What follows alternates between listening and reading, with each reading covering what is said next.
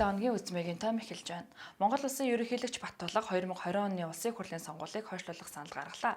Ингэснээр төсвийн мөнгийг хэмнэх боломжтой хэмээн ерөнхийлөгч үзэж байгаа бөгөөд энэхүү саналыг улсын хурал хүлээн авч хуулиндаа өөрчлөх хэсэг асуудал тодорхойгүй байна. Сонгуул хойшлуулах ерөнхийлөгчийн саналын дагуу улсын хурлын гишүүн Баасанхүү өөрийн байр суурийг илэрхийлжээ. Монгол улсын ерөнхийлөгчийн гаргасан уриалгыг миний бие бол үзсэн. Тэгээд тэн дээр нэг 3 зүйл бол хэлж илээ. Нэгдүгüүрт нь төсвөө тодтогоод сонгуульд гарах зардлыг одоо короногийн ажилд зарцуулаа гэж. За хоёрдугаарт нь бол удирдлагыг бол гартаа авмаар байна гэж. Тийм. Гуравт нь бол сонгуулийг бол хойшлуулаа гэж. 6 зүйлээс нь би 3-ыг нь бол өөрийнхөө одоо юу гэдгийг ойлголтоор бол тэгж ойлгож авсан. За тэгэхээр энэ 3 дээр би тодорхой зүйл хэлье. Нэгдүгüүрт нь бол сонгууль хойшлуулж болохгүй. Энэ бол маш буруу. Харин сонгууль урагшлуулах ёстой. Яагад вэ гэх юм бол явх хүнээр ачаа бодтол гэж үг байдаг.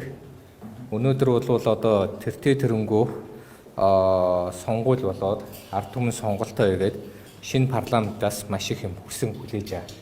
Шинэ одоо үндсэн хуулийн өөрчлөлтийн дагуу шинэ одоо засгийн газраас тийм ээ шинэ одоо төсөв төлөвлөгөө ялангуяа нөөтийг 3% болгооч гэдэг тэр хууль маань тийм ээ одоо ард түмний дэмжлэг маш их авч байгаа. Жишээлбэл зээлийн хүүг зарцаах ёстой, хүүг одоо зарцаах ёстой, дээрээс нь зээл хойшлуулах ёстой гэдгийг ард түмэн зөвшөөрж байгаа. За энийг бол энэ засгийн газар огт хийхгүй байгаа. Хойшлохоороо бүр хийхгүй л гэсэн үг. Тэгэхээр ийм юм хийхгүй одоо их хурал юм хийхгүй засгийн газрыг удаан байлгах нь буруу.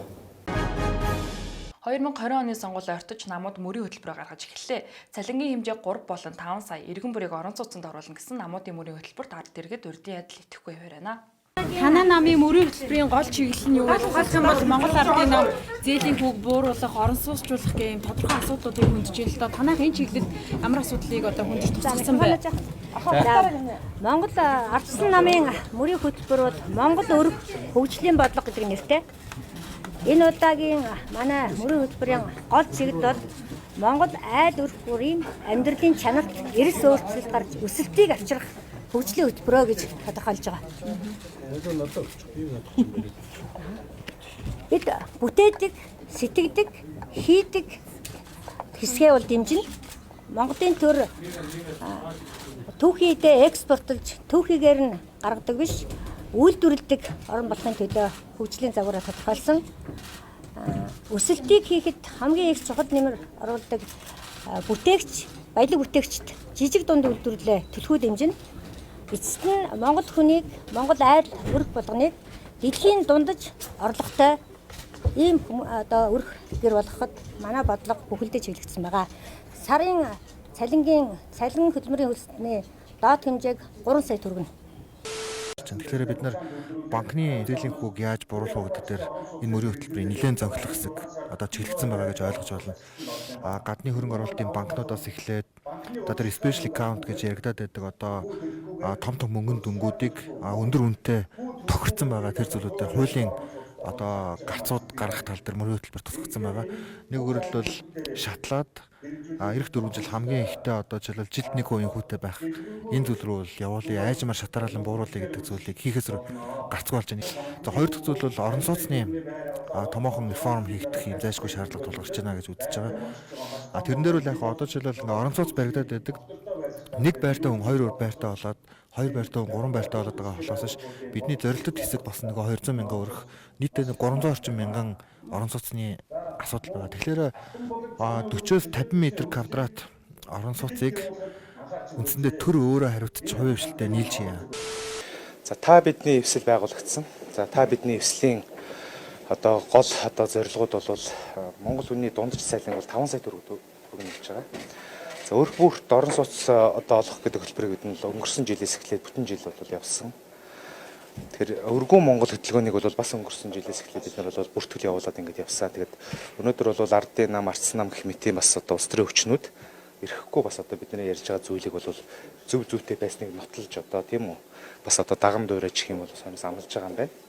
Тэгвэл бол бид нартай адилхан одоо юу гэдгийг углуу руу гарan судалсан гэж бол одоо бодохгүй байна. 3 дугаар сарын 26-ны өдөр Монгол улсад коронавирусын 11 дахь тохиолдол бүртгэлээ. Сүүлийн нэг иргэн Туркээс тусгай үргийн онгоцоор ирсэн бөгөөд тухайн иргэн болон ойрын харилцаанд байсан иргэд тусгаарлагдсан байна. Стамбулын онгоцны зорчигчдыг хянаж байгаа шүү дээ бид нар. Ер нь үүргийн онгоцоор ирсэн хүмүүсийг бид нар хянаад өөрснөө одоо тусгаарлах ямар хэмжээнд байна гэдээ бид нар хянаж байгаа гэдээ ярьсан шүү дээ. Тэрний дагуу хяналтын дотроос гарсан. Тэгээд бид бол хяналтанд байж байгаа хугацаанд нь шинжилнэ. Мөн одоо хяналтаас гарах 14 хоноод гарах үед нь бас шинжилнэ. Одоо давтан шинжилгээ хийн гэх маягаар хяналтыг явуулж байгаа. За нэг хүний хувьд бол зүгээр хамгаалах хэрэгсэлтэйгээ нийлээд 800-аад мянган төгрөг зарцуулагдаж байна. Яагаад гэвэл хүн манайх нэг баг бол 7 хүнийг бүрэлдэхүүнтэй. Совилогч, асрагч, үйлчлэгч гэх те эмч. Тэгээд хоногтоо бид нар ингээд орж гарахад хэд ч одоо орж гарах шаардлага гарна. Тухайн одоо юуны онцлогоос болно. Тийм ээ? Яг хэд гээд ингээд тохирсон тоо байдгүй. Эмчийн өөрийн мэдрэмж, өөрөө үзлэг хийх, совилогчийн одоо эмчилгээ хийж орох гарах бол ингээд дунджаар нэг өдөрт нэг хүнд 800-аад мянган төгрөг зарцуулагдж байна. Монгол Улсын ерөнхий сайд хүрэлцэх ард иргэдэд хандаж мэдээлэл хийжээ. Тэрээр хэлэхдээ бүх аж ахуйн нэгж компаниг нийгмийн даатгалын шимтгэлийн төлбөрөөс 4 сарын 1-ээс 10 дугаар сарын 1-ний хүртэл бүрэн чөлөөлнө хэмээн мэдэгдлээ. Энэ удаа бид нар дараах арга хэмжээнүүдийг авч хэрэгжүүлэхээр шийдвэрлэснийг бас та бүхэндээ хэлье.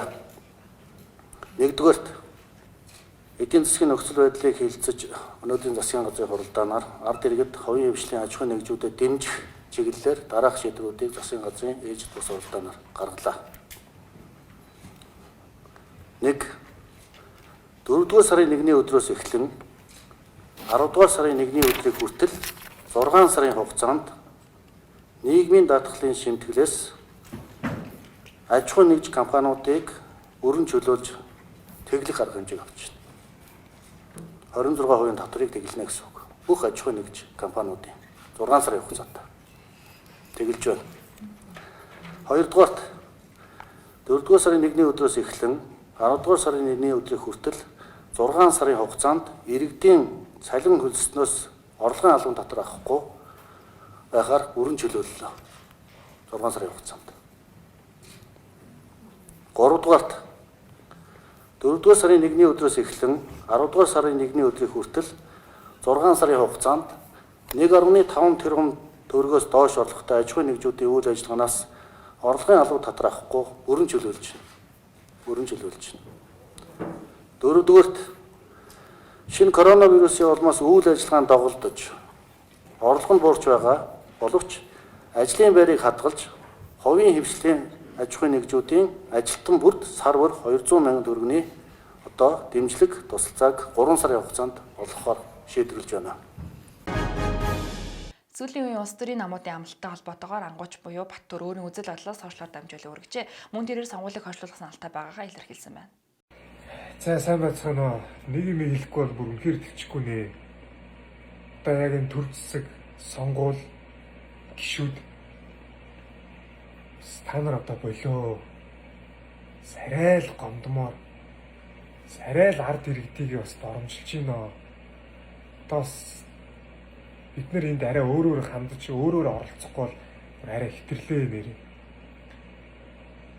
Тэгээ яг энэ нэг тамийн тоо шиг энэ инээдтэй энэ муухай одоо энэ бүр ялцарцсан энэ улс төрийн залуучууд нь гоё аварж өөрчлөх ухав байх гэж найдаж ирсэн чинь нөгөө залуучууд нөгөө гишүүд намуудынхаа ингээ хуваалтанд нь ороод их мэдл тэр мөнгөнийхэн доор ингээ боочлогдоод энэ сошиал юмар хоорондоо алхаж чинь тхүү ингээл яагаад ингэж байгаа юм бидний л эцэст буруу үстэй энэ хүмүүс ингэж хэлхээсээ ийм юм хийхээсээ бидрээс айгаагүй ичээгүй иргэдэд доромжлохоос санаа зовоогүй байхгүй. Тэгэхээр одоо энэ сонгуулиас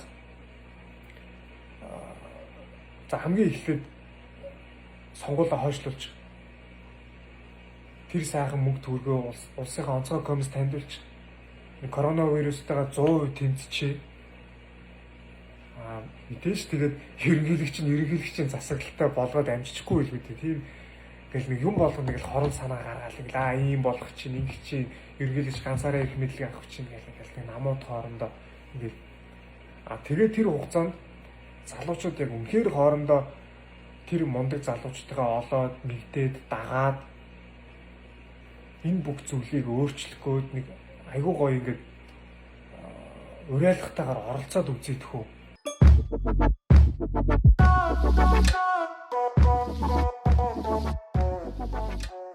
Ансагийн томыг үзэн суугаа та бүхэнд дэлхийн театрын өдрийн мэндийг хүргэе.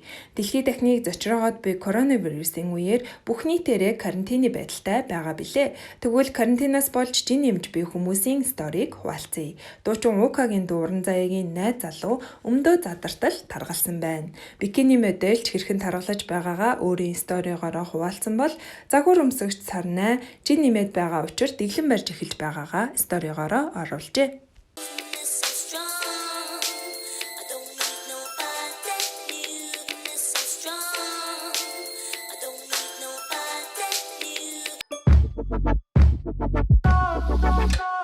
Дуучин Рена Грандегийн шинэ залуугаар маш амжилттай яваа үл хөдлөлийн зуучлагч 26 настай Dalton Combs гэх залуу тодорсон байна. $9 million listings. Sources told TMZ that the two have been seeing each other for several months now. If you remember last month, Ariana was spotted making out with a guy in a booth, and apparently that was Dalton. Kylie Jenner коронавирустэй тэмцэх зорилгоор $1 сая эмнэлгийн ажилчдад хандвалсныг түүний эмч байсан эмэгтэйчүүдийн эмч өөрийн Instagram-да постлжээ. The coronavirus is a real thing. I listened to the Surgeon General this morning and, he kind of, even though I've already been doing my daily reminders, he definitely encouraged me to come on here and talk to you guys so you could see me and hear me. Please stay inside, you guys. Please stay inside. Practice social distancing, self-quarantine. If you live with your parents, you don't want to go home, get your parents sick. You might have it and not even know and be infecting other people. It's serious, and the only way that we're going to slow this down is if we do this, since there's not a cure right now.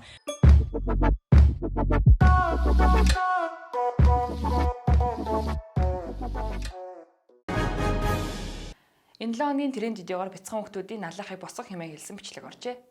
Лайв дуусна тэр оронд нэг гэрүүлчихгүй шиг л амар. Ах нь одоо яваад чигнэ. Налахыг босгох уул. Хоёр чигдүүд бүгдийн дууд. Ачаа эдэр ой. Чи очоод ахыгаа танаараа гинэ. Эдэрналын гинэ.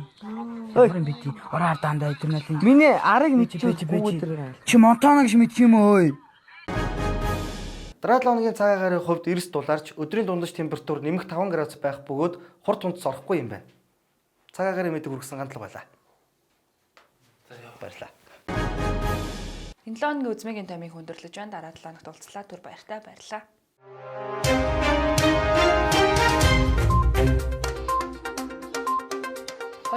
оны сонгуул ойртож намууд мөрийн хөтөлбөрөөр гаргаж эхэллээ. Цалингийн хэмжээ 3 болон 5 сая иргэн бүрийг орон сууцнд оруулна гэсэн намуудын мөрийн хөтөлбөрт ард иргэд урьдын адил итгэхгүй байна.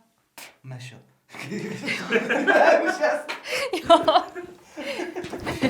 Сая жоо алдсан уу одоо. Итгэхгүй.